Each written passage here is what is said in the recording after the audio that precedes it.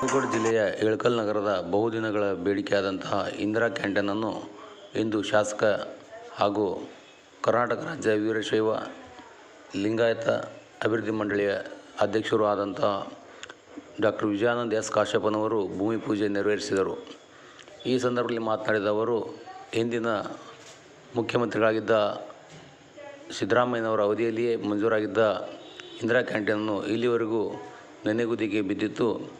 ಇದೀಗ ಈ ಒಂದು ನೂತನ ಕಟ್ಟಡಕ್ಕೆ ಭೂಮಿ ಪೂಜೆ ನೆರವೇರಿಸಲಾಗಿದ್ದು, ಕೆಲವೇ ದಿನಗಳಲ್ಲಿ ಇಂದಿರಾ ಕ್ಯಾಂಟೀನ್ ಪ್ರಾರಂಭವಾಗಿ ನೇಕಾರರಿಗೆ, ಕೂಲಿ ಕಾರ್ಮಿಕರಿಗೆ, ರೈತರಿಗೆ, ವಿದ್ಯಾರ್ಥಿಗಳಿಗೆ, ಬಡವರಿಗೆ ಅನುಕೂಲವಾಗುವಂತಹ ಮಧ್ಯಾಹ್ನದ ಊಟ, ಬೆಳಗಿನ ಉಪಹಾರದ ವ್ಯವಸ್ಥೆ ಕಾರ್ಯಕ್ರಮ ಪ್ರಾರಂಭಗೊಳ್ಳಲಿದೆ ಎಂದು ತಿಳಿಸಿದರು.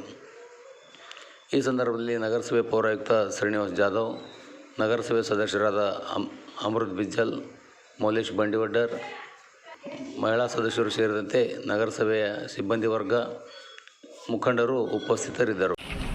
ಇಂದಿರಾ ಕ್ಯಾಂಟೀನ್ ಬಹುತೇಕ ಇದು ನಮ್ಮ ಹಿಂದಿನ ಸರ್ಕಾರದಲ್ಲಿ ಮಾನ್ಯ ಮುಖ್ಯಮಂತ್ರಿಗಳಂಥ ಸಿದ್ದರಾಮಯ್ಯನವರು ಪ್ರತಿ ತಾಲೂಕಾ ಹೆಡ್ ಕ್ವಾರ್ಟರ್ಗೆ ಒಂದು ಇಂದಿರಾ ಕ್ಯಾಂಟೀನನ್ನು ಕೊಡೋದ್ರ ಮುಖಾಂತರ ನಾವು ಈಗಾಗಲೇ ರಾಜ್ಯದಲ್ಲಿ ಎಲ್ಲ ತಾಲೂಕು ಮಟ್ಟದಲ್ಲಿ ಇಂದಿರಾ ಕ್ಯಾಂಟೀನನ್ನು ಪ್ರಾರಂಭಿಸಿದ್ದೇವೆ. ಅದೇ ರೀತಿ ಹುನಗುಂದದಲ್ಲಿ ಕೂಡ ಒಂದು ಇಂದಿರಾ ಕ್ಯಾಂಟೀನನ್ನು ನಾನು ಈ ಬಾರಿ 23ಕ್ಕೆ ಗೆದ್ದ ಮೇಲೆ ಅದನ್ನು ಪ್ರಾರಂಭಿಸಿದ್ದೆ. ಯಾಕಂದರೆ ಮಂಜೂರಾದರೂ ಕೂಡ ಉದ್ದೇಶಪೂರ್ವಕವಾಗಿ ಇಂದಿರಾ ಕ್ಯಾಂಟೀನ್ ಆಗಬಾರ್ದು ಅನ್ನೋ ಒಂದು ಗುರು ಉದ್ದೇಶದಿಂದ ಹಿಂದಿನ ಸರ್ಕಾರ ಆಡಳಿತವಿರುವಂಥ ಶಾಸಕರು ಅದನ್ನು ಮಾಡಿಸಿಕೊಡಲಿಲ್ಲ.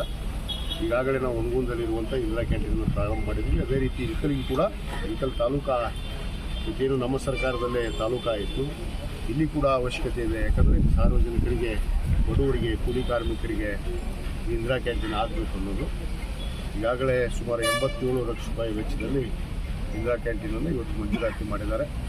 ಕೇವಲ 5 ರೂಪಾಯಿದಲ್ಲಿ ಅವರಿಗೆ ತಿಂಡಿ ತಿನಿಸುಗಳು ಮತ್ತು 10 ರೂಪಾಯಿದಲ್ಲಿ ಊಟ. ಅಂದರೆ ಬಡವರಿಗೆ ಅನುಕೂಲ ಆಗೋ ರೀತಿಯಲ್ಲಿ ಇವತ್ತು ಸರ್ಕಾರ ಬಡವರಿಗೋಸ್ಕರನೇ ಈ ಒಂದು ಯೋಜನೆಯನ್ನು ಇವತ್ತು ಇಂದಿರಾ ಕ್ಯಾಂಟೀನ್ಗಳನ್ನು ಇಡೀ ರಾಜ್ಯಾದ್ಯಂತ ತೆಗೆದಿದ್ದಾರೆ. ಇವತ್ತು ನಮ್ಮಲ್ಲಿ ಕೂಡ ಇವತ್ತು ಭೂಮಿ ಪೂಜೆ ಮಾಡಿ ಪ್ರಾರಂಭಿಸಿಕೊಳ್ತಾ ಇದ್ವಿ. ಕೆಲವೇ ದಿನಗಳಲ್ಲಿ ಇದು ಸಾರ್ವಜನಿಕರಿಗೆ ಇದು ಲಭ್ಯ ಆಗುತ್ತೆ ಅನ್ನೋದು ಮಾತನ್ನು ಹೇಳ್ತೀವಿ. ಇದರ ಸದುಪಯೋಗವನ್ನು ಪಡ್ಕೋಬೇಕು ಜನರು.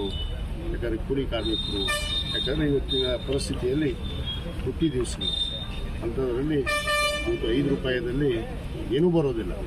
10 ರೂಪಾಯಿದಲ್ಲಿ ಊಟ ಮತ್ತು 5 ರೂಪಾಯಿದಲ್ಲಿ ಏನು ಟಿಫಿನ್ ಉಪಹಾರ ಒದಗಿಸುವಂಥ ಕೆಲಸ ಇದು ನಡೆಯುತ್ತೆ.